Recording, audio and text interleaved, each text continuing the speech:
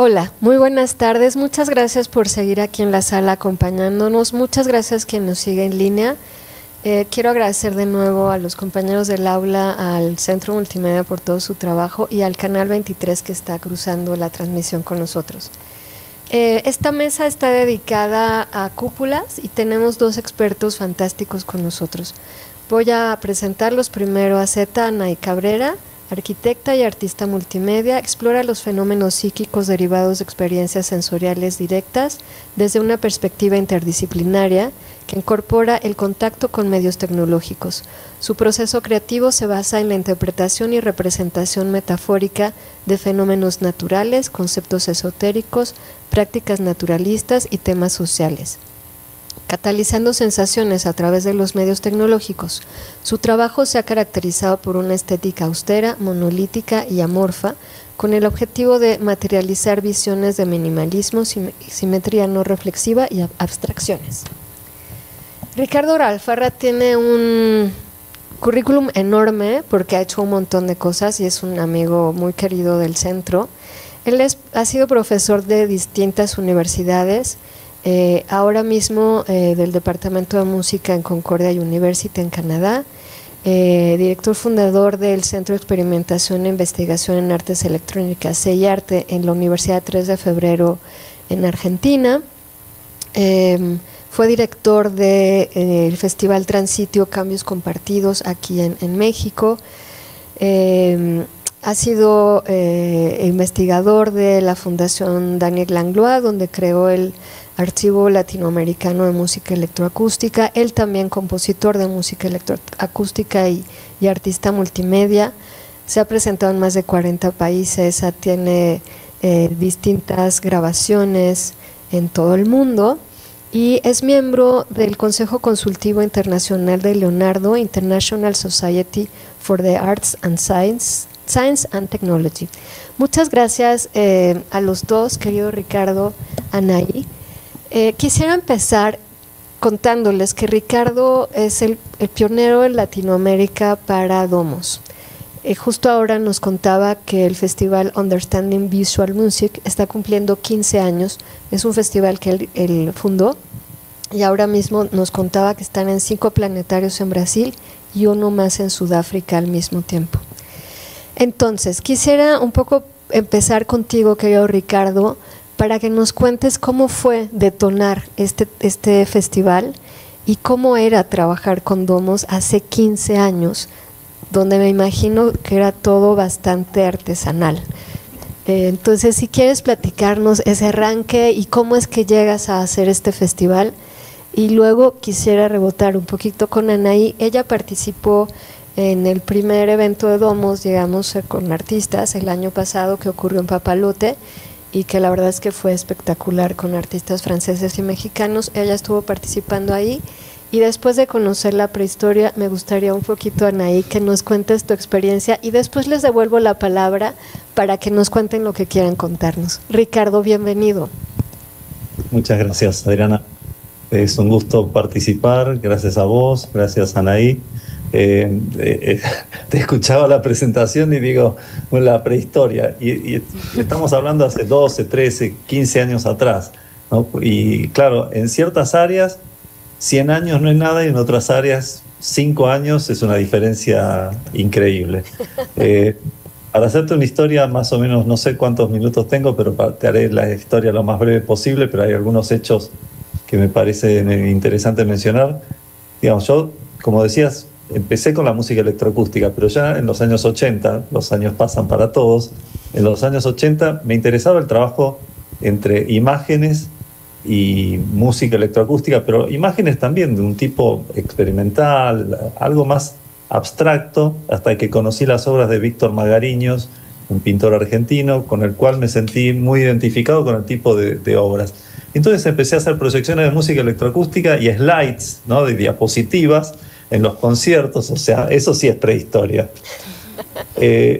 Y a esto, digamos, había un nombre que uno trataba de utilizar para este tipo de cosas cuando ya uno empezaba a trabajar con video, etcétera, etcétera, bien experimental, que uno lo empieza a ubicar dentro del nombre de música visual. que tiene una serie de características y si hay tiempo después las podemos conversar un poco. Son características un tanto difusas, pero características al fin.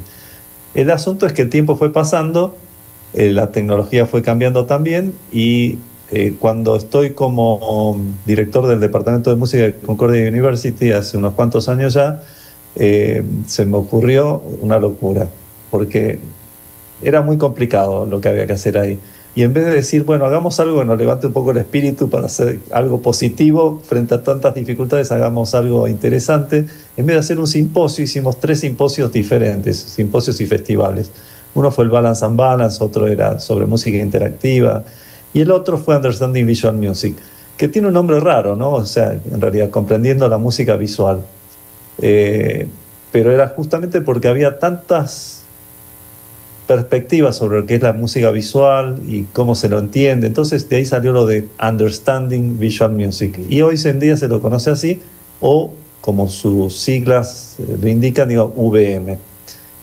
El asunto es que empezó con música visual, pero hace ya 15 años, pero en un formato relativamente tradicional. O sea, se hizo un simposio, se hizo un festival, muchas proyecciones se hacían en rectangular, en un formato rectangular tradicional, pero también se hicieron muchas proyecciones con múltiples pantallas, pero pantallas translúcidas, o sea, realmente explorando posibilidades muy diferentes a las que era la convención con la que uno enfrenta la música visual habitualmente. Y de hecho ese primer VM cerró con un concierto de Lumínico. Lumínico es un trío de artistas mexicanos, donde está Alejandro Square, Rodrigo Sigal, y en ese momento había, digamos, el tercer... Luis Nava, que en ese momento, digamos, formaba parte del trío. El asunto es que eso fue en Montreal y tiempo después estoy en Buenos Aires, llevo a mi hijo al planetario y como siempre uno va con los chicos al planetario, pero a ver otro tipo de cosas. Pues se me ocurrió, digo, ya me había ido del planetario, porque había un demo sobre un nuevo equipamiento digital en el planetario, ya me había ido y miré para atrás, digo, voy a volver al planetario. Y empecé a decir una serie de cosas para que me prestaran atención, y me prestaron un poquito de atención, lo suficiente como para después armar un concierto. Un concierto de música visual, que era algo muy inusual en el planetario. Y entonces hicimos un llamado internacional, recibimos unas cuantas obras de varios lugares del mundo, vinieron artistas, no teníamos un centavo, todo esto se hacía, no sé si se usa la expresión en México, a pulmón,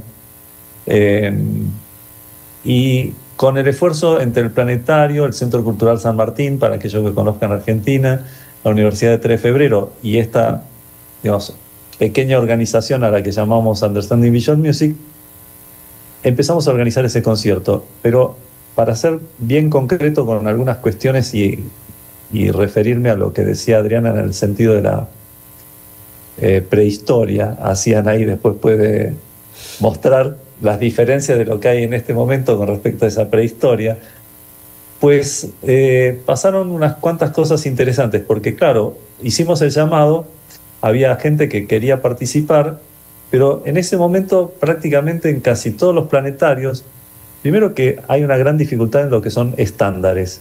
Mover obras entre planetarios es algo aún hoy bastante complejo, mucho más simple que hace 10, 15 años, pero aún bastante complejo. Pero hace 10 años, 12 años, generalmente la forma en que se hacía era el artista enviaba un archivo como secuencia de imágenes sueltas, numeradas, o sea, PNGs o TGA, pero generalmente PNG, y entonces estos miles y miles y miles y miles y miles y miles y miles de imágenes cuadradas tenían que estar en perfecta secuencia, y cuando y eso ocupaba, digamos, la cantidad de gigabytes, o sea, megabytes y gigabytes, la información que había que transmitir era tanta que para a veces obras de pocos minutos, el problema era que no se podían transmitir no se podían enviar por internet. Entonces para ese primer concierto nos pasó de todo, gente que tenía que enviar un pendrive, gente que nos tenía que enviar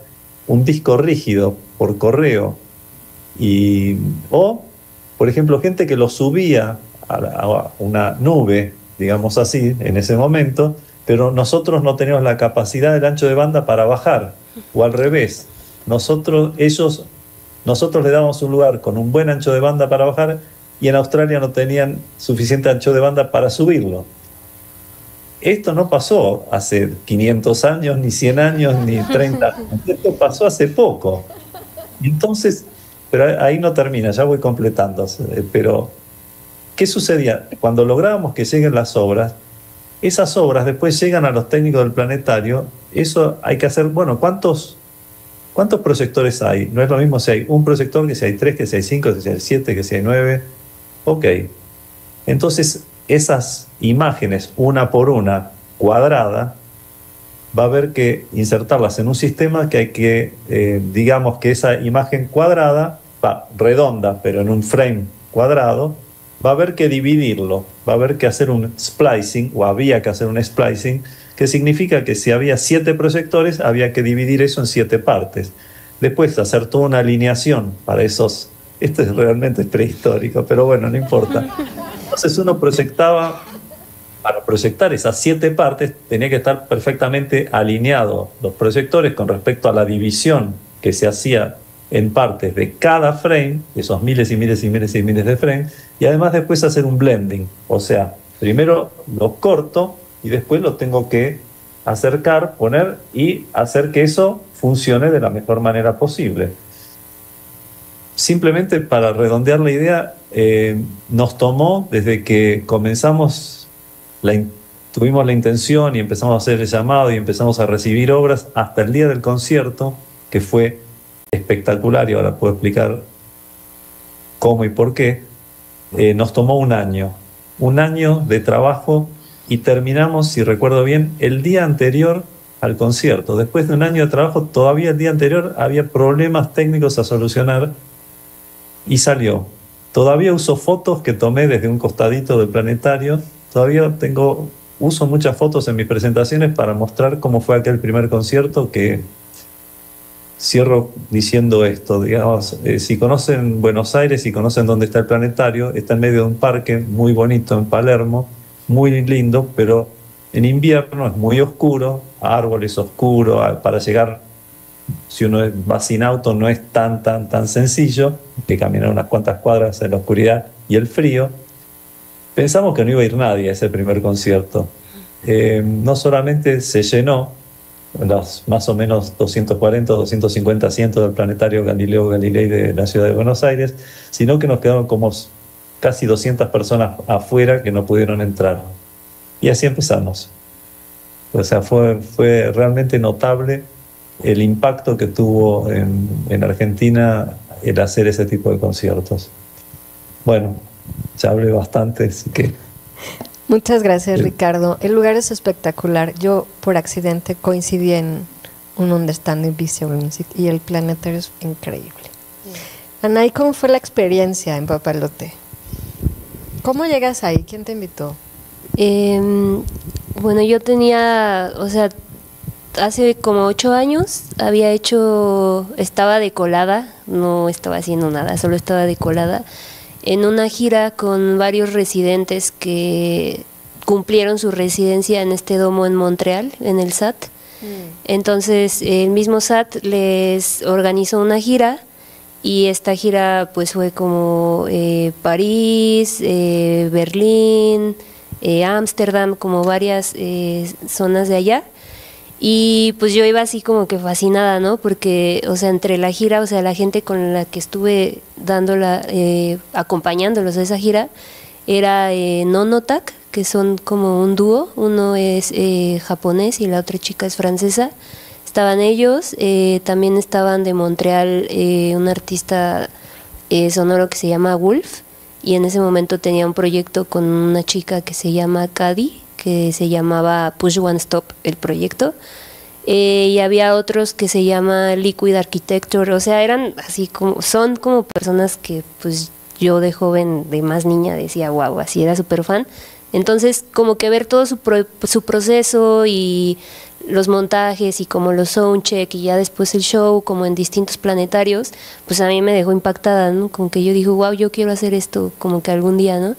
Entonces ya de ahí, pues, incluso hoy en día, pues sigue siendo un poco difícil el acceso a ese tipo de superficies, ¿no? Porque, pues, por ejemplo, Papalote no llegas y con tu compu y te dicen, ah, sí pasa, ¿no?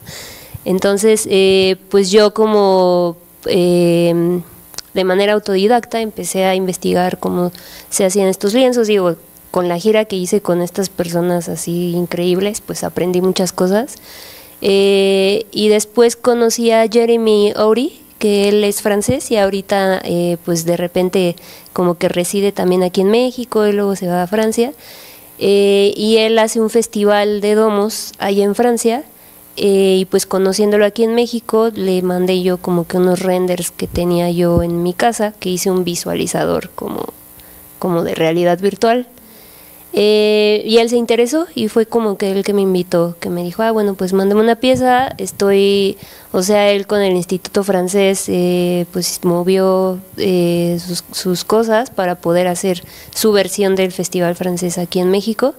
Y pues fue como invitó como a varios artistas mexicanos como F3, Malitzin con Iván Abreu, y había como otros también en la cartelera, la pieza de Jeremy, que pues él como que pues me decía que él cada año hace una pieza de domo, entonces pues como que sabe varios trucos, ¿no?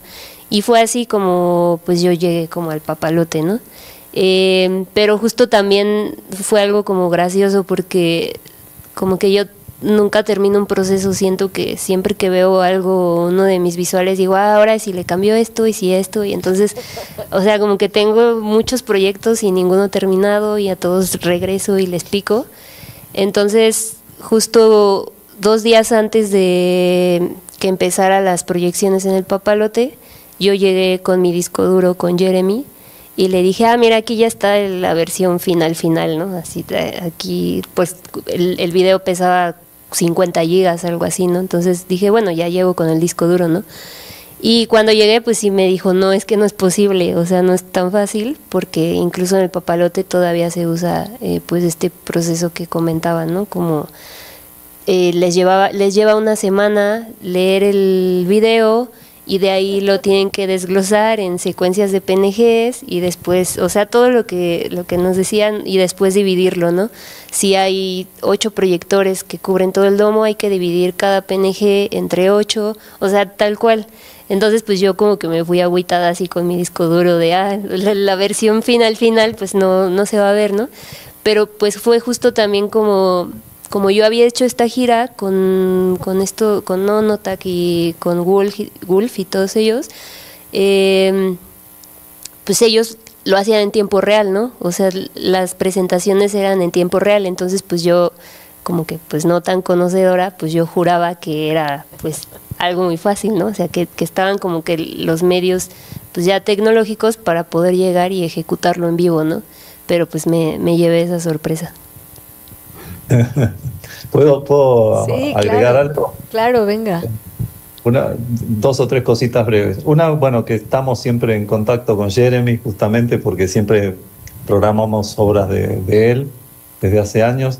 Otra cosa breve es que eso que decías, uno no llega al planetario y te están recibiendo, siempre la relación con la gente de los planetarios y los técnicos, digamos, los planetarios son algo muy cuidado, ¿no? O sea, uno tiene que tener mucho cuidado porque está pisando el jardín de alguien más y a veces toma años generar una buena relación para que eso funcione.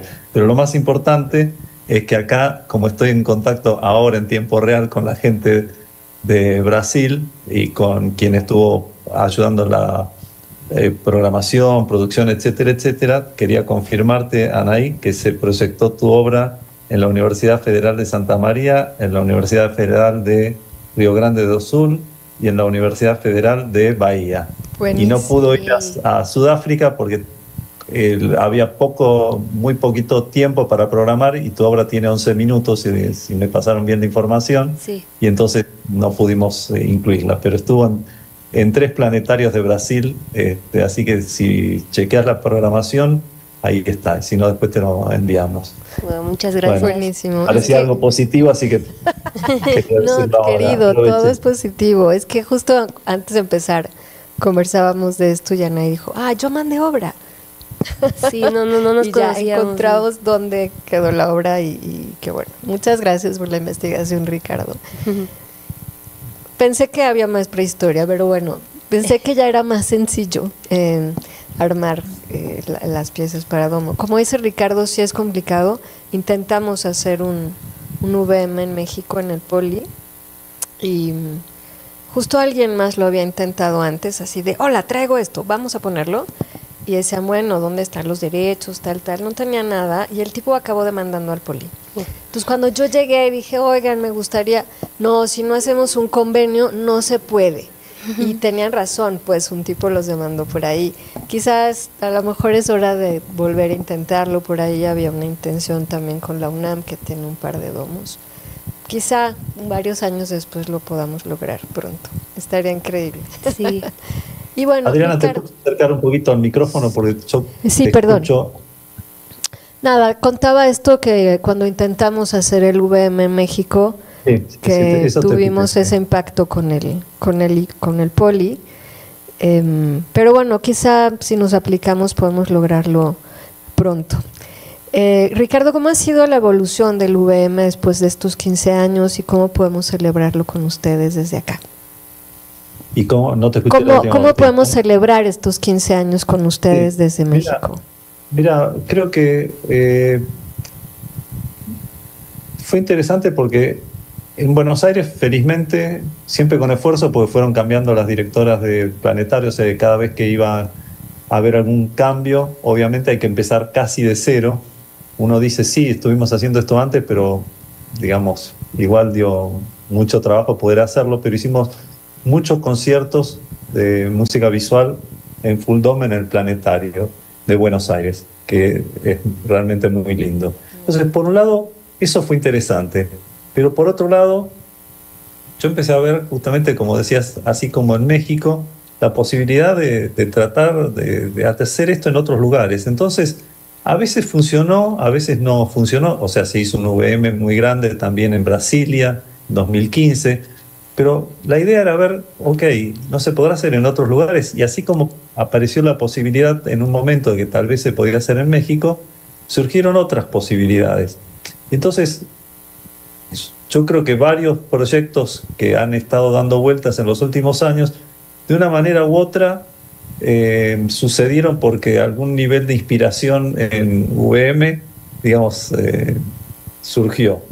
Digamos, no voy a nombrar porque hay algunos que es muy concreto, pero en varios países latinoamericanos sobre todo surgieron varios proyectos porque yo iba de golpe a un planetario en un determinado país y me decían no se puede pues no tenemos tal equipamiento, pero capaz un año o dos después se hacía algo muy parecido al VM con equipamiento, si no lo tenían en ese momento, rentado o solucionado de otra forma. Y así la verdad que se comenzaron a hacer cada vez más festivales y conferencias sobre temas de Full Dome. Pero entonces, aparte de los eventos así grandes de VM, también, y de los conciertos que hacíamos en el Planetario de Buenos Aires, a veces VM participa como curador o como coorganizador en otros festivales. Ha participado junto con Inmersphere en Brasilia o colaborando con Domo Lleno en Bogotá y en Medellín. Pero una cosa que fue muy interesante y que me parece que fue un disparador excelente es que en un momento dijimos, esto es tan complicado y casi nadie sabe nada sobre el tema, y el que sabe sobre planetarios no sabe sobre música visual, el que sabe sobre música visual no sabe sobre planetarios, y bueno, etcétera, etcétera. Entonces, siempre con alguna idea un poco loca, decidimos en algún momento hacer un taller VM que comenzó en 2015. Se hizo un llamado, digamos, para equipos interdisciplinarios que quisieran trabajar en Domo, y entonces en Buenos Aires, junto con el Planetario, VM, el UNTREF, etcétera, propusimos esta idea. se hizo el llamado, se presentaron 45 equipos interdisciplinarios, de los cuales pudimos elegir 15, y lo interesante fue, o sea, ¿con qué idea? Con la idea de ir capacitando en la medida de lo poquito que nosotros sabíamos, y los técnicos del planetario y gente que invitábamos, incluso gente de Inglaterra, etcétera, que de pronto se comunicaban online en ese momento, y entonces hacer un curso que durase un año, para que al final del curso los participantes, que eran 15 proyectos, pudiesen presentar sus obras en el Planetario de Buenos Aires en ese concierto final. No, los 15 no terminaron los proyectos, o sea que hubo menos proyectos, pero 15 grupos participaron, y de esos unos 8 o 10 más o menos terminaron, se presentaron sus trabajos, y lo interesante es que de esos 15 grupos, no todos eran de Argentina. Un grupo se venía desde Brasil. Se viajaba cada 2 meses cuando hacíamos las presentaciones, los trabajos, que si llega a haber tiempo, Adriana, me decís y yo explico cómo había que hacer cada sesión de práctica del planetario, porque es un nivel de locura lo que hacíamos, impensable en este momento. Pero para volver a lo de Brasil, el grupo que venía desde Brasil, se venían para los encuentros desde la Universidad Federal de Santa María, y ese grupo, después que terminan el taller VM 2015-2016, empiezan un proyecto similar en su propia universidad. Y empezamos a programar las obras de VM, las empezamos a programar en Brasil, y empezamos a hacer colaboraciones prácticamente todos los años. Y entonces, además, VM es, digamos, no solamente organizado conferencias en distintos lugares, sino conciertos en distintos lugares, e incluso con la gente de la Universidad de Santa María hemos escrito sobre estas colaboraciones entre Brasil y Argentina. Tanto se desarrolló durante la pandemia, también puedo explicar cómo hicimos cosas para no detener los trabajos full dome durante la pandemia, cuando uno no podía ir a un domo. O sea, todas cosas muy locas, pero este taller fue muy, muy especial, porque ese taller disparó no solamente en Argentina una capacidad de producción para domo, cuando eso era más o menos impensable, sino que lo disparó en Brasil. Y a partir de esta colaboración que sigue hasta este momento, en Brasil se decidió trabajar en armar esta celebración de VM, que se llama VM 2025 Cosmoceno, que fue la que nombraba antes Anaí, a donde ella presentó la obra. Y en realidad es súper interesante, porque lo particular de esto es que ya no es simplemente, ok, vamos a hacer un VM, o vamos a hacer un concierto, o vamos a hacer un pequeño evento en la Universidad de Bahía, o en la de Río Grande do Sul, o en la de Paraná, etcétera, sino que se hizo una red. Y entonces en esa red hubo una cantidad de planetarios, cada uno con sus posibilidades técnicas, o sea que todos los programas, la programación fue diferente para cada planetario, pero además cada planetario tiene una tecnología y una técnica diferente, con lo cual hay que adaptar las cosas para cada lugar específicamente. Y también este martes que pasó, tuvimos una primera parte. Yo abrí el seminario de VM, lo hicimos online, con la Universidad Wits de Johannesburgo, en Sudáfrica. Y hay como 6 seminarios, y después va a haber 2 conciertos de VM también en Sudáfrica. ¿Y por qué lo nombro? No solamente para decir, uy, cuántas cosas, sino realmente lo nombro porque lo interesante es que se armó una red.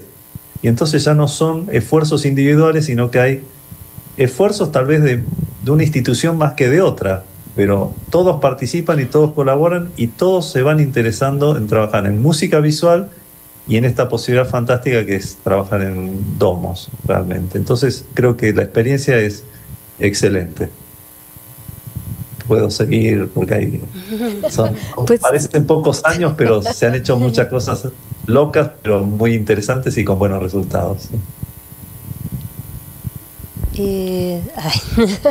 Bueno, igual y también como viendo un poco la perspectiva, o sea, de cómo han cambiado o cómo funcionan ahora las cosas, también, por ejemplo, ahora que está este boom, lo comentaban en la charla pasada, ¿no? De que ya todo es una experiencia inmersiva, ¿no? Van Gogh inmersivo, Frida inmersiva, bla, bla, bla, ¿no? Y ahora como que también el entendimiento del 360 ya no se limita únicamente a pues a estas cúpulas, ¿no? Que es como también son portátiles o el papalote o en los planetarios, ¿no?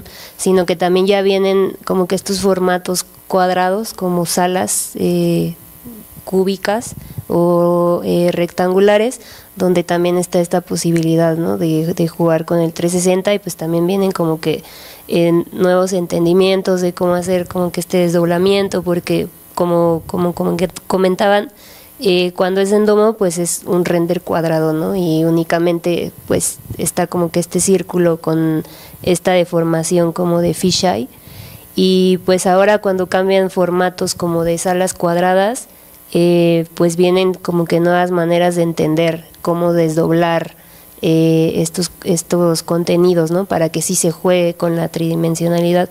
Igual ha habido como ciertas piezas, tanto en domos como en estas salas, donde pues también funciona y se ve bien, pero a veces, por ejemplo, son videos repetidos, ¿no? En los muros, como que el mismo video de aquí, de atrás, de los lados y del piso, o en el domo pues sí mandan como que este render con cuadrado, con el círculo, pero no hay este juego, ¿no? Como con la perspectiva y como que con todas estas deformaciones, que creo que es lo que hace interesante jugar con los espacios inmersivos, ¿no? Porque pues tener esta sensación, digo, de base, yo que estudié arquitectura, pues después pensaba, es que lo veo como una arquitectura efímera, ¿no? Son 15 minutos de formas y de sucesos que pueden suceder, pues que pasan, pero pues son como que juegas mucho con la perspectiva, con el ángulo, como lo mencionaban ustedes, con esta onda que se llama anamórfico, que es depende de dónde te pares, ¿no? Si lo ves de aquí puedes ver cierta profundidad, pero si te cambias pues ya se ve una distorsión como muy exagerada. Entonces como que son todos esos retos que pues está interesante ahora con las nuevas tecnologías. Digo, yo uso Touch Designer, que creo que pues ya tiene unos 5 años que tuvo un boom aquí en México y la comunidad es enorme. No sé, podría decir que llevo usándolo alrededor de 9 años, casi 10, y aún así yo me siento una neófita, ¿no? Así como que digo, es que salen cosas y programar, y que este nuevo lenguaje y el protocolo, y lo conectas a otros programas, como que es infinito, ¿no? Eso como que creo que está chido en la tecnología, y en específico como del aprovechamiento de estas como salas inmersivas o juegos 360, creo que está chido como que entender pues la tridimensionalidad, ¿no? Del espacio y estos juegos de perspectivas que pueda haber. Igual y ya como más técnico, pues a veces cuando es domo y es este círculo, pues se usa un render como de fisheye, ¿no? Como que lo configuras ahí tu cámara y ya es fisheye y ya hace como que esta onda de perspectivas. Pero por ejemplo cuando son zonas cuadradas, que es como el domingo pasado presenté una pieza en un lugar que se llama Barco Utopía, que está en Iztapalapa, y tienen una sala que mide alrededor de 10 por 10 metros por 5 de altura, y están proyectados los 4 muros y el piso, ¿no? Entonces como que sí fue, hay otro tipo de render que se llama Cube Map, y ven cuando desdoblas un cubo como en origami, como están como que estas caras desdobladas. Ese es otro tipo de render que ya después pues lo vuelves a doblar y puedes ya aprovechar como que espacios cúbicos. Entonces igual yo llegué así con mi render como en Cube Map, bueno, ahí fue en tiempo real, ¿no? Con mi archivo, mi patch de Touch Designer con Cube Map, y pues ya llegando ahí pues también me dijeron, es que no tenemos cómo desdoblar ese tipo de render, ¿no? Porque pues ya viene configurado y está ahí todo un rollo como de la perspectiva, etcétera.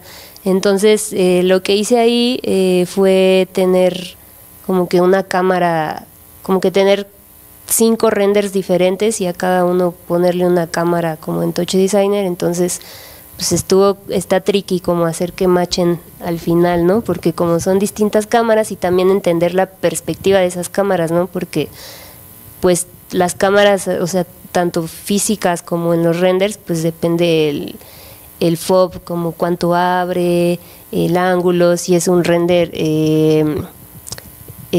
plano como ortogonal, o si sí tiene perspectiva, no sé, como que son muchos retos técnicos que a mí me divierten, pero sí a veces uno le sufre porque no depende tanto de ti, luego depende de la computadora, si aguanta sacar tantas resoluciones, más cuando es en tiempo real, ¿no? O en los renders también, cómo vas a mandar un render de 50 gigas, o como comentaban, pues todos los domos tienen técnicas distintas, entonces se vuelve ahí como que muy diverso de posibilidades.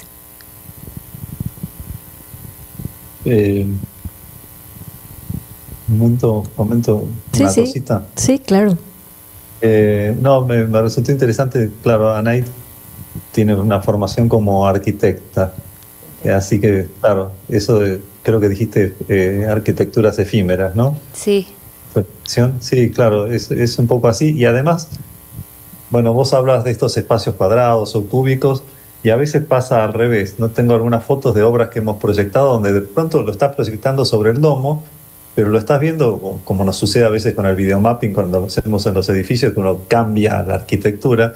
De golpe tengo una foto de una obra que no recuerdo en este momento de quién es, pero que realmente ves el domo ya como semiesfera desapareció y pasó a ser casi cuadrado, con ladrillos, y aparecieron unas paredes virtuales, digamos, de una forma bastante insólitas, pero eso también me llevó a querer nombrar a dos personas, que Andrea Machado Oliveira, que es de la Universidad de Santa María y es con quien tengo contacto, porque la conocimos en Montreal hace como 15 años atrás, y que dirige una cantidad de proyectos, es profesora en la Universidad Federal de Santa María, y junto con ella trabaja Mateus Moreno, que fue quien lideró un poco todo el proceso de comunicación con todos los artistas, la producción, la armazón, nos ayudó a armar la programación y la comunicación con todos los planetarios de este VM, pero también lo nombro no solamente para agradecerles a los dos por tener estas colaboraciones que llevamos haciendo hace casi ya 10 años, sino que también Mateus, que fue quien me informó, que me dijo lo de tus obras hace un ratito mientras estábamos acá online, también es arquitecto. Y hablamos mucho sobre este tema, justamente de las arquitecturas flexibles, líquidas, efímeras, etcétera, etcétera, etcétera. O sea, también él como arquitecto le resulta muy interesante no solamente el trabajo artístico de lo que hacemos en Full Dome, sino también esa visión como uno del que es arquitecto y estudió arquitectura, ese planteamiento distinto de poder cambiar virtualmente el espacio que tenemos enfrente nuestro, ¿no? En el cual estamos inmersos. Y un punto más que quería nombrar, yo me voy anotando cositas, te voy escuchando, Anaí, me parecen interesantes. Una cosa que me gusta sobre el trabajo en Full Dome, vos nombraste en algún momento, decías lo de, bueno, ahora todo tiene que ser inmersivo, realidad virtual, etc. Así, pues si no pones esa palabra es como que estás fuera de moda. Sí, exacto. De alguna manera, yo lo que siento siempre, y como la forma en que identifico lo que hacemos en los planetarios, es que es un sistema de realidad mixta colectiva.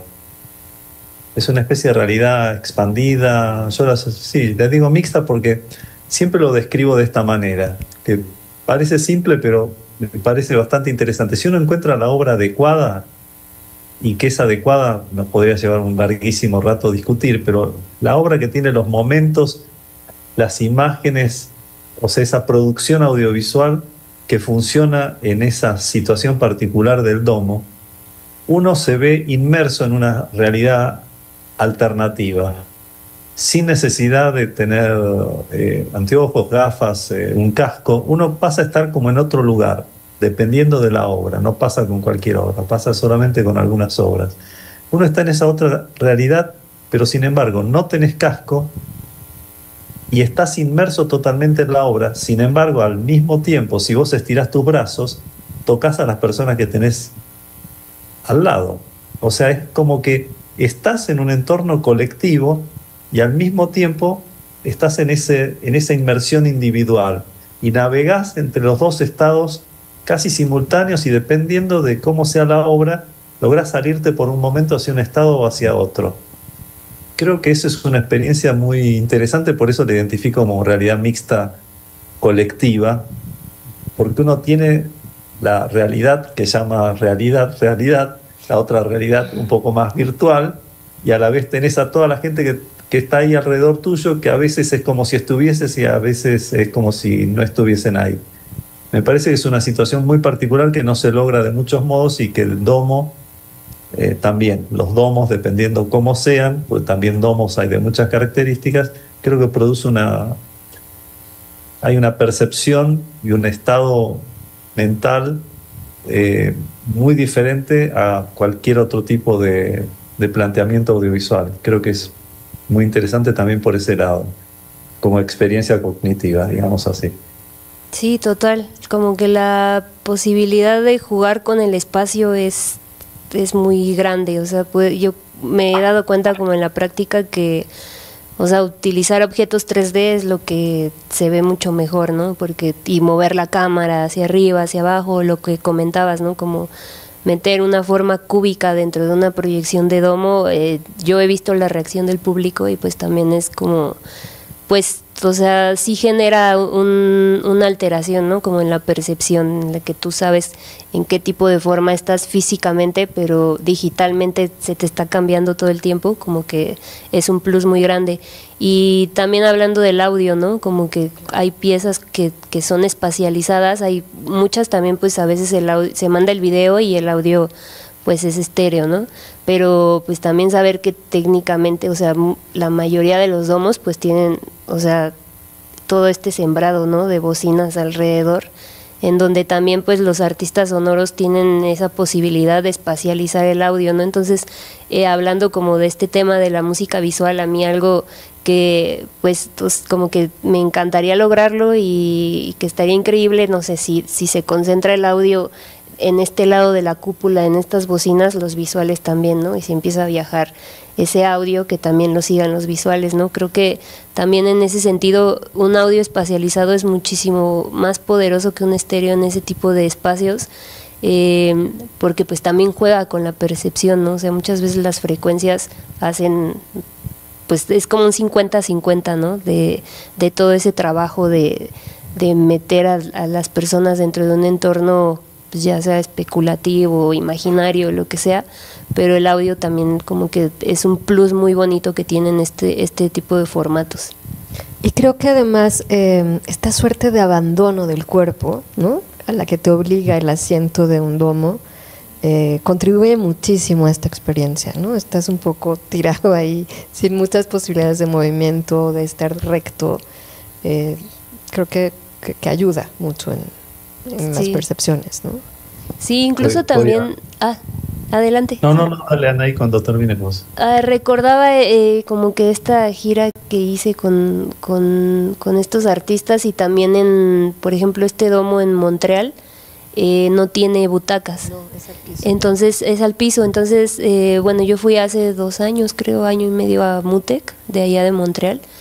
Y pues bueno, hablando y conociendo también a estas personas que trabajan en esos domos, también está padre cuando no hay butacas y el público también se desplaza, porque te puedes dar cuenta que ellos mismos empiezan a explorarlo y ver como que los puntos de vista distintos o las distintas distorsiones dependiendo en qué punto del espacio se ubiquen. Ricardo. Sí, quería decir, bueno, como a veces como decía antes, con VM hacemos cosas en colaboración con muchos lugares diferentes, no solamente en América Latina, sino también en otros lugares, incluso hasta China hemos hecho cosas. Pero un lugar muy destacado, por muchas razones, es el Planetario Jena en Weimar, en Alemania. Primero, porque ahora va a cumplir muy pronto 100 años desde que está funcionando en forma continua. Es el planetario más viejo que tiene funcionamiento continuo. Se comenzó a construir en 1923 y ahora en el 26 cumple sus 100 años de funcionamiento, y se hace el Fuldom Festival, un festival muy lindo en el cual tuve muy contento de poder participar, y me encantó porque no solamente el planetario es fantástico, de hecho es el planetario Zeiss, ¿no? ZEISS, porque de la fábrica Zeiss, con unas ópticas y sistemas de proyección espectaculares que son los que usan en ese planetario. Pero además tienen algo que no tienen muchos planetarios, justamente por lo que decías vos, Anaí, con respecto al sonido. En muchos planetarios es bastante común el estéreo, sí, y es bastante común 5.1, 7.1, hasta ahí, bien. Alguno que otro puede ser que tenga 8 canales, o sea, octofónico, pero el de Hiena, y creo que ahora justamente estaba en un nuevo proceso de cambio, pero cuando yo estuve hace unos poquitos años, tenían un sistema de audio con 32 canales de audio y 64 parlantes, lo cual, claro, justamente si uno va a hacer algo narrativo, una narración un poquito más, contar una historia, va a ser fantástico, pero no es lo mismo que si uno aprovecha el potencial de producir obras experimentales donde uno pueda explotar la proyección en cuanto a lo visual y también la proyección sonora, la difusión y el movimiento espacial en una cúpula que tenga 64 parlantes con 32 canales. Es espectacular lo que uno pueda hacer. El problema en todo caso es que cuando uno crea una obra para un entorno como ese, se va a encontrar que a menos que el planetario decida programarlo durante un año, lo cual lo haría uno muy feliz, el problema es que cuando uno quiera mover la pieza de ese planetario a otro, pues va a tener que reconfigurar todo otra vez la parte de audio, y a otro planetario otra vez, y a otro planetario otra vez, y así. Entonces, esa es parte de la dificultad que se trabaja bastante en tratar de crear estándares. Hay, digamos, organizaciones detrás de todo esto que intentan hacer estándares para, entre otras cosas, movilizar las obras de un planetario a otro, pero no es tan fácil. Por alguna de las cosas que estuvimos ya nombrando y otras más, cada vez que hay que trasladar una obra de un planetario a otro, siempre hay un trabajo de adaptación considerable. No tanto como había hace 10 o 15 años, pero todavía igual bastante trabajoso.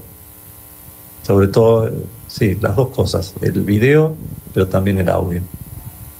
Sí, yo creo que el hecho de que sean como sistemas tan robustos, como que tienen muchas dependencias, ¿no? La computadora, cuántos servidores, cuántos proyectores, cómo va el cableado, con qué programa, el audio después, cómo se conecta, e incluso el espacio también, ¿no? O sea, muchas veces el espacio lleva muchas limitaciones de, oye, no alcanzó este proyector o este cable no se pudo, o sea, como que son obras bastante robustas. Y pues justo, o sea, como que esa idea de homogeneizar o homologar estos tipos de formatos, pues suena bien, pero yo creo que sí también como que ya en la práctica o en el reto de fundar o de darle mantenimiento a estos lugares, pues es como bastante complejo, ¿no? Sí, creo que vos compraste que habías estado en Montreal, en la SAT, supongo, Sí, me imagino. sí, sí. No es el único domo que hay en Montreal, pero por ejemplo su sistema de proyección y su sistema de audio no es un sistema estándar que vas a encontrar en otro tipo de domos. Por lo menos así era antes, no sé ahora cómo está. Sé que se han ido haciendo distintas reformas, pero tanto la modalidad, digamos así, de proyección como la distribución del audio tiene sus peculiaridades. Por otro lado, esto como una cosa un poco adicional, que la nombro, en Montreal hay varios domos, algunos domos, como uno espera que sea un domo, digamos, con formato semiesférico, y otros más de tipo rectangular, pero que son solo de audio, o sea, para experiencias netamente de audio. En Concordia University hay una, en UQAM, lo que es la Universidad de Quebec en Montreal, también hay otro domo de 32 canales que son solamente para audio y no tiene la parte visual. O sea que, digamos, también existe eso. O sea, nosotros en VM estamos enfocados a música visual en full dome, pero como músico y artista electroacústico, digamos así, también hay domos muy interesantes que en vez de tener un concierto electroacústico donde uno va con 2 parlantes o cuadrafónico o octofónico, tiene un sistema, digamos, multicanal en domo interesante. Y diría una cosa más sobre la parte técnica. Uno puede ser que tenga algo fantástico para 60. Supongamos que uno tiene un mismo sistema como el de Hiena, 64 parlantes con 32 canales, y uno lo va a trasladar a otro domo con 64 parlantes y 32 canales, incluso con la misma distribución espacial. Pero supongamos que uno de los domos es para no sé, para 400 personas y el otro domo es para 50 personas. Necesita una adaptación también en ese sentido, porque su distribución y su movimiento espacial tal vez funcionen en gran parte de manera similar, pero probablemente no en todo lo que el artista haya creado, lo cual también va a necesitar ajustes y adaptaciones. En fin, concreto. Todo esto es muy lindo, pero da mucho trabajo. Tendremos un domo de audio pronto en esta ciudad. Sí. Muy pronto. Fantástico. Sí. ¿En dónde, si puedo saber? En Chapultepec, que está planeando e instalando la Fonoteca Nacional. Excelente. Ambisonics, domo, ¿no? Estaría increíble. Pronto. Sí, ya pronto. Ya pronto. Excelente. Nosotros en Montreal tenemos un grupo entre Concordia y la UCAM que nombré recién, y hay algunos profesores de otras universidades que justamente utilizan ese domo en particular, el que tiene la UCAM. Generalmente trabajamos ahí, presentamos conciertos todos los años. Rodrigo Sigala ha estado varias veces, Francisco Colasanto también, presentando obras, los dos del CEMAS en México. Y todos los años hacemos obras, presentamos obras como grupo también en otros lugares, en otros países, etcétera, pero en particular en Montreal hacemos todos los años conciertos con obras multicanal en este domo de audio. Así que va a ser interesante de pronto tener alguna colaboración con la Fonoteca. Sí, yo creo que se va a abrir como un espacio de intercambio ahí interesante, ¿no? Pues sí, ya que habrá. O sea, yo he estado yendo como de colada, como ahí a ver cosas del montaje, y pues ya casi. Sí. Pues tenemos mucho tiempo todavía, así es que podemos conversar de lo que quieran. No, me interesaba más un poco Ricardo. Ricardo siempre está en un lugar y hace un montón de cosas en otros países como si fuera muy sencillo. Y en realidad es que se monta unas redes como esta de la que he hablado en Brasil. Pero este curso se ha repetido, Ricardo, por ejemplo, quizá no de un año, a lo mejor de menos. ¿Ha vuelto a ocurrir esta iniciativa? Te cuento un poco cómo fue el curso y entonces te cuento las consecuencias. No con ese formato. O sea, hoy en día cambió tanto cómo se hacen las cosas que ya un curso como ese no tendría sentido. Se hacen cursos de pronto de otra forma. Ahora, justamente para una feria internacional de cine, me invitaron a dar un taller sobre el tema. No hay un domo ni nada en la ciudad, pero como es un festival sobre cine, muchas de las presentaciones, además de las películas, obviamente, van a ser para otro tipo de formato, porque la intención es otra, la narrativa es otra, etcétera, pero la idea es poder introducir un poco el tema del full dome y la música visual también para gente que viene trabajando con otro tipo de experiencia audiovisual. A ver, entonces, así como se hizo aquel, no, pero te explico cómo fue aquel para entender otra vez un poco de historia y de prehistoria, y creo que va a ser interesante para compararlo con, por ejemplo, lo que decía recién Anaí, que su trabajo de hace muchísimos años con Touch Designer, ¿no? Con software ya especializado para hacer determinado trabajo que se pueden aplicar a todo esto que estamos hablando. Entonces, yo les conté que se hizo el llamado, 45 grupos, vinieron 15, etcétera, etcétera. Ahora, los encuentros eran cada 2 meses. O sea, teníamos como una jornada de muchas horas, pero cada 2 meses. Y así se hicieron unos 5 encuentros hasta que el sexto fue el concierto final en noviembre del 2016. ¿Por qué cada 2 meses? Porque no hacemos una semana, aprendemos todo rápido y listo, y salimos a trabajar y producir y ya está. Sí, ojalá se pudiese hacer así. En ese momento, yo les decía al principio, se trabajaba, por ejemplo, con secuencia de PNG. Sobre todo, prácticamente el Planetario de Buenos Aires, eso era lo que se podía hacer. Entonces, sí, venían los distintos grupos, escuchaban las distintas presentaciones, a veces hablaban los técnicos del planetario sobre la parte técnica, cómo se trabajaba en ese planetario, el equipamiento, el software, etcétera, etcétera, las etapas del proceso. Venía gente justamente que venía más del mundo de la arquitectura, tuvo Mike Phillips de Plymouth University, que habló online, pero tiene mucha experiencia en sistemas inmersivos. Yo hice algunas presentaciones, en fin, hacíamos las presentaciones y después pedíamos a los distintos grupos que hicieran un pequeño trabajo práctico para poder empezar a ensayar lo que ellos después iban a producir, que hagan un ensayo mostrándolo después en el domo. Y acá viene la parte importante. Ellos tenían, supongamos que hasta el próximo encuentro había 2 meses. ¿Cuánto tiempo yo les pedía que produjesen algo? No se rían, pero creo que la primera prueba, el primer mes, o el primer bimestre, pedí 5 segundos. 5 segundos, esto es en serio. O sea, lo suficiente para entender algo de movimiento, ¿no? ¿Por qué 5 segundos? Porque primero, producir y hacer el render de esos 5 segundos no era tan sencillo. Había que hacerlo en computadoras personales, que de pronto se tardaba mucho tiempo en poder producirlo. Y después había que lograr compilar toda esa información. Generalmente había que llevarlo en un disco rígido al Planetario de Buenos Aires. En el Planetario de Buenos Aires, con muy buena predisposición y ganas, tenían que dejar otras cosas y tenían que hacer esto sin cobrar extra ni nada los técnicos del planetario. Tenían que hacer el splicing, el blending, etcétera, etcétera, y probar que las cosas funcionaran. Entonces, cuando llegábamos a los 2 meses para el siguiente encuentro, parte de lo que hacíamos era ver los 5 segundos de cada uno de los 15 equipos, si es que habían logrado producir 5 segundos, porque algunos ni lograban hacerlo.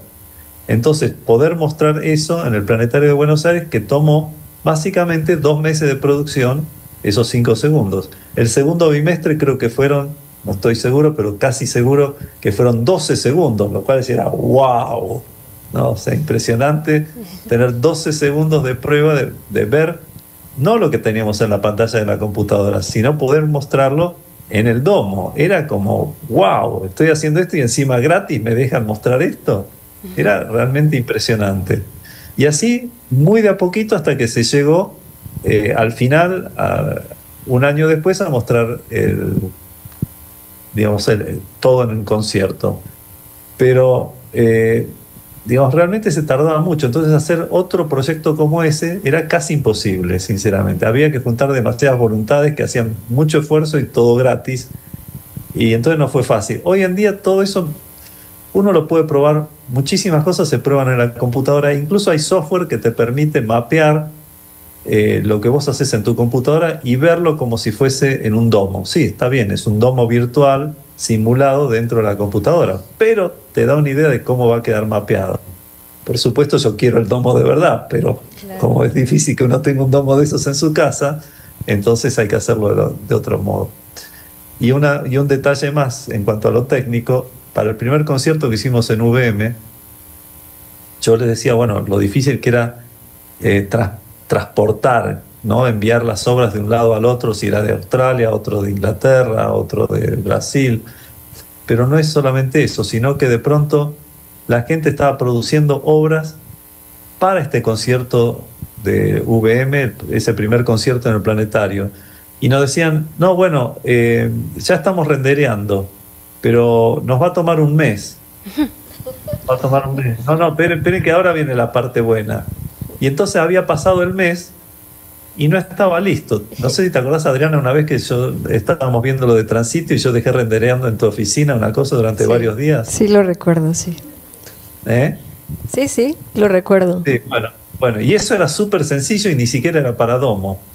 Entonces, hubo obras que nos tenían que mandar y que justamente nos llegaron muy a último momento porque tardaron más de 3 meses en hacer el render. Más de 3 meses en hacer el render. O sea, cambió un poquito las cosas. No es que ahora no tome nada de tiempo hacer un render bueno para domo o para otro tipo de cosas. Pero bueno, 3 meses para una obra de a veces unos pocos minutos, y ni siquiera era 8K, desde luego, ni siquiera eran 8K. No estamos hablando de 2K o 4K. Bien, creo que es interesante. Uno lo ve así y sí, esos 10, 12, 15 años, sí, entonces acepto lo que decías, Adriana, al principio, que era prehistórico. Sí, igual ahora, no sé, cada año salen nuevas tarjetas gráficas, ¿no? Y cada vez más poderosas, y ya la que compraste hace un año ya no vale, no sé, es como que toda una locura de avances tecnológicos y de rendimiento de máquinas. Pero igual también, o sea, de todas formas siguen tardando los renders, ¿no? A mí en esta pieza como para Domo Arte del Festival de Jeremy, pues sí era un poco, pues no frustrante, es parte del proceso, pero mandas el render y pues que llevaba todo el día, ¿no?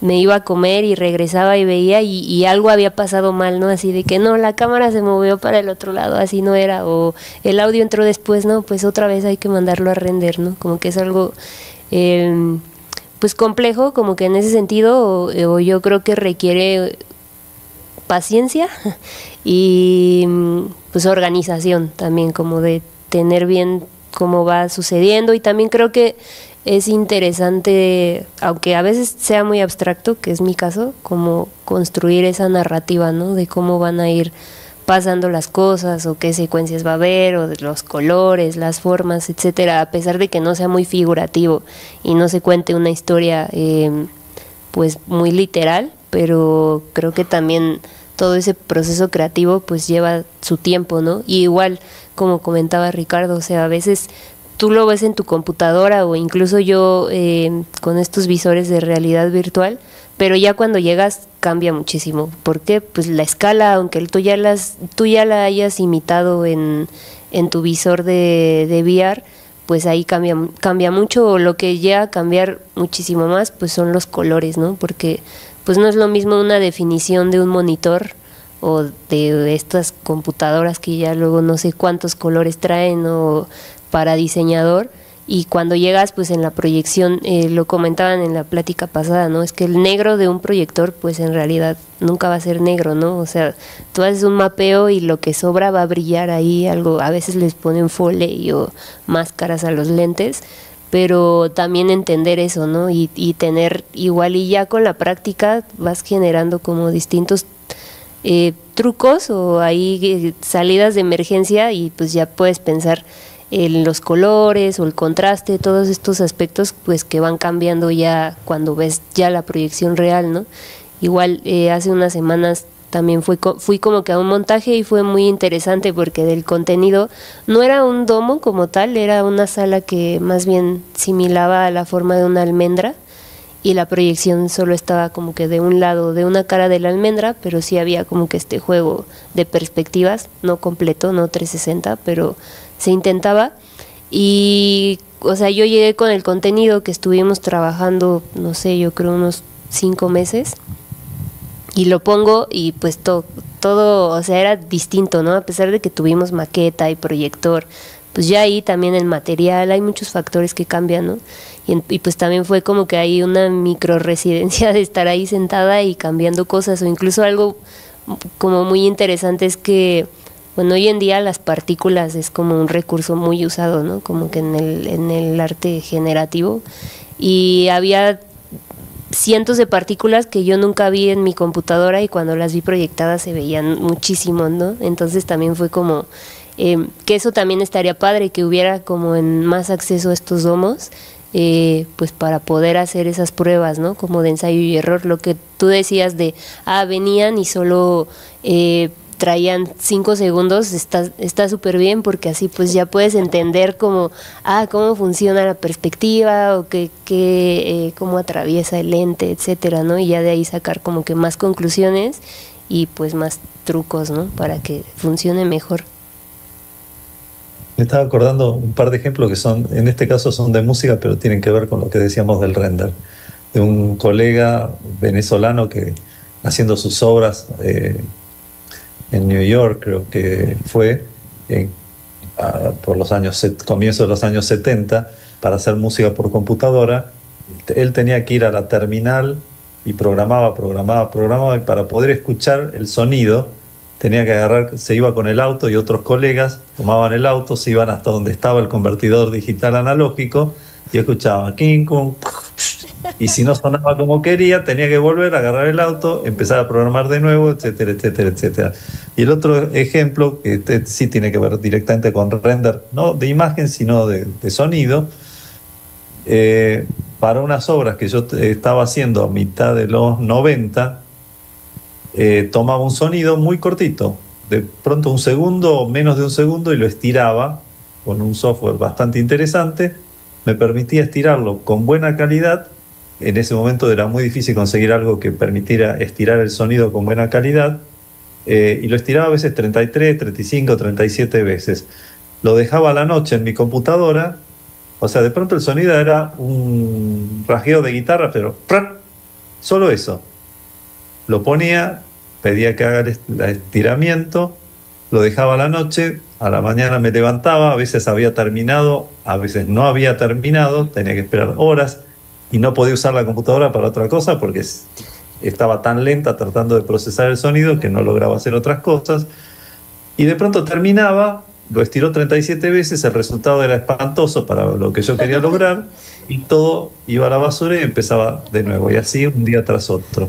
Sí, apasionante. Sí. Esto me hace sentir muy viejo, pero bueno. Lo interesante es que uno puede ver, digamos, cómo fue cambiando todo eso. Sí. Y mucho de lo que uno necesitaba hacer antes, claro, lo que decíamos antes de lo que vos preguntabas del taller, Adriana, claro, no es lo mismo ver un tutorial en YouTube sobre cómo funciona el Touch Designer o cómo se prepara su salida para Domo o el Blender o un montón de software que hay ahora fantástico para hacer cosas en Uldom, algunos para hacer trabajos en tiempo real muy buenos. Tengo un colega en Montreal que está haciendo trabajos en tiempo real de producción de imagen y varias, digamos, procesamiento de imágenes en tiempo real muy, muy interesante. Pero bueno, todo esto está cambiando, como decía Sanaí, muy rápidamente. No solamente las tarjetas gráficas, sino el software, y dentro del software, digamos, las posibilidades que tenés cambian muy rápidamente. Entonces, aunque no es lo mismo hacer un curso donde no tenés a disposición el domo, digamos que hoy en día tenés tantas otras posibilidades que, bueno, no tenés el domo en tu casa, pero tenés muchas cosas que te permiten tener una buena idea de qué vas a producir. Quiere decir que uno podría producir mucho en su casa, con su computadora personal, y con tener 1 o 2 sesiones en un domo probando cosas específicas, ya con eso decís, ok, esto funciona, esto no funciona, a que eso se puede hacer, esto hay que hacerlo, pero de otro modo. Quiere decir que ya con mucho menos esfuerzo, en el sentido de que lo expliqué antes, ese esfuerzo de producir 5 segundos para tener una vaga idea, no. Ahora puedes producir, si querés, 10 minutos. Si uno tiene acceso un día a un domo, todos los grupos pueden ir al domo, probar sus partes, pero no es como antes, que uno tiene que llevar antes, 10 días antes, para hacer el splicing, el blending, etcétera, etcétera. Entonces se ahorra mucho tiempo y esfuerzo por otro lado, con lo cual se puede invertir mucho más en la parte artística y creativa y no tanto en poder hacer que arranque la parte técnica y tecnológica. O sea, antes era un esfuerzo monumental toda esa parte tecnológica para poder ver un poquitito y deducir la parte creativa lo mejor que se pudiese. O sea, se cambiaron un poquito los procesos, los tiempos y los paradigmas, digamos, de trabajo. Sí, total, y también incluso las estéticas, ¿no? O sea, ahorita como pensando que cambia cada año esto, recordaba una plática que tenía con Jeremy justo, y él empezaba a generar contenido 360 con inteligencia artificial, ¿no? O sea, como con Stable Diffusion, pero ya sacando en formato como para domo, ¿no? No en dos, o sea, no en flat, ¿no?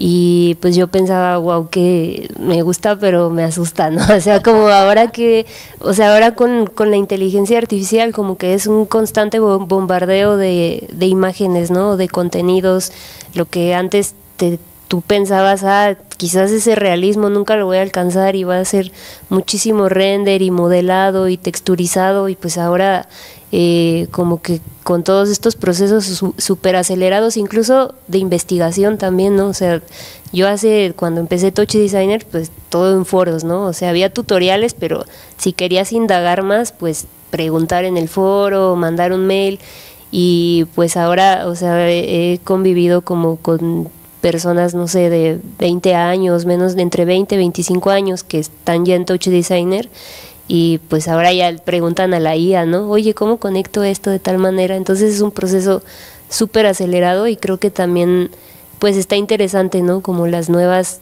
estéticas o nuevos tipos de piezas que vienen también muchísimo más complejas visualmente, ¿no? Incluso, no sé, para hasta modelado 3D. Ayer veía ahí como que en foros de IA también hay, metes el prompt y ya te da el modelo 3D así de lo que tú te imaginaste, o a partir de una imagen te genera el modelo 3D y dices, wow, esto a mí me hubiera tomado así un curso de modelado 3D, una computadora y horas de estar ahí sentada, ¿no? Entonces como que, pues sí, esto ahora va súper acelerado.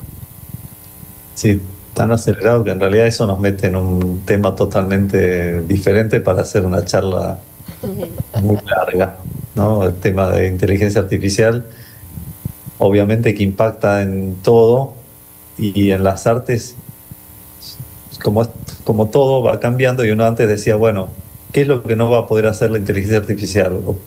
Bueno, decía tal cosa, después el sistema lo hacía. ¿Qué no va a poder hacer? Y así se van pasando las distintas cuestiones y a veces para una conferencia que tengo que estoy preparando para dentro de poquito, justamente le preguntaba, ¿sí?, a un sistema de inteligencia artificial sobre ciertas cuestiones que tenían que ver con los pros y contras de lo que generaba la misma inteligencia artificial. Y era interesante porque finalmente, o sea, la charla es sobre música, ¿no? Y tiene un subtítulo que dice ¿para qué y para quiénes hacer música? Porque lo asocian con la música, pero esto es perfectamente válido para lo que estamos hablando, para Full Dome y música visual. Entonces, ya hay muchas cosas que los sistemas generan donde ¿quién lo evalúa? ¿Quién decide? ¿Quién hace qué? ¿Y para qué? Los sistemas de inteligencia artificial. Y cuando yo le empezaba a preguntar cosas, casi que me contestaba como si fuese un humano. Pero un humano en el sentido de que, ¿cuál va a ser entonces el rol del humano en esa producción artística? Y de alguna manera, entre tantas respuestas que me iba dando, no lo tengo aquí delante mío, sería interesante buscarlo tal vez para otro momento, porque lo que apareciera como planteaba la inteligencia artificial como que el rol del humano va a ser un rol de resistencia. O sea, el rol de resistencia, o sea, la misma inteligencia artificial estaba diciendo que se iba a ocupar de todo, para todos, y ya, digamos, perdía un poco el sentido. Todo lo que conocemos ahora iba a tener otro sentido, ¿no? O no iba a tener sentido para los humanos. Por lo tanto, los humanos iban a tener que buscar el rol que tenían para todo eso, y ese rol de resistencia frente al avasallamiento de las tecnologías de inteligencia artificial, donde, como nos pasa ahora, nosotros ya en música, ¿qué escuchamos? Escuchamos lo que queremos o lo que los algoritmos nos van llevando hasta algún lugar para decirnos que eso es lo que nos gusta, eso es lo que queremos. Y eso pasa con el cine, con la música, con el visual music. O sea, de a poco va a ocupar todos los espacios. O sea, me parece, entonces, bueno, es meternos en otro tema, pero ya que surgió el tema de inteligencia artificial, que es fantástico, me encanta, me parece maravilloso, lo utilizo para muchas cosas, incluso para las obras, pero nadie sabe muy bien a dónde va a parar esto. Estaremos organizando esta conversación para el próximo año. Quisiera ir cerrando la mesa. Si tienen alguna conclusión, alguna fantasía, alguna forma de superar la prehistoria, estaría increíble. Ricardo. Más que, sí, como conclusión, creo que lo que se viene haciendo es muy interesante. Me encanta que esto sea algo que se va expandiendo, y creo que una buena parte de lo que encuentro como interesante es, por un lado, sí, la producción artística, lo que aprendemos de ese cruce entre arte, ciencia y tecnología, pero también el trabajo colaborativo y la construcción de redes, que permite, sí, claro, permite el trabajo que uno llama y etiqueta como principal, que es trabajar en visual music o música visual para Full Dome. Pero a través de estas redes realmente aprendemos sobre muchas cosas, incluso nos comunicamos con gente de distintas culturas, dentro del mismo país, dentro del mismo continente, a veces sí, a veces no, con gente que ve las cosas diferentes, con otra perspectiva, produce diferente, tienen tiempos diferentes, pensamientos, narrativas distintas, y creo que en ese proceso aprendemos todos de música visual, de Full Dome y de muchas otras cosas. Hay una cuestión que trabajamos con un grupo de investigación sobre temas de inteligencia cultural que me parece muy interesante en el sentido que nos permite aprender cómo trabajar con otras personas y cómo vincularnos y aprender y aprovechar de esas diferencias que tenemos a veces con personas de otras culturas, con otra formación, con otra perspectiva y con otras cosmogonías. Y por eso un poco probablemente que algunos de mis colegas propusieron el VM 2025 Cosmoceno, ¿no? O sea, como vamos más allá de una visión puntual, sino ellos desde Santa María, desde la universidad, realmente un empuje muy grande para crear redes. Y bueno, con ese esfuerzo ya se hicieron los 5 planetarios de Brasil y el de Sudáfrica, y ayer estuvimos hablando con unas personas de Italia, si se podía hacer algo. Eso me parece importante, va mucho más allá de la música visual y del Full Dome, que a todos nos gusta, y es una experiencia muy linda, pero creo que la experiencia humana, mientras lo podamos hacer y la inteligencia artificial nos lo permita, la experiencia humana creo que es excelente, es fantástica. Sí. Muchas gracias, querido Anaí.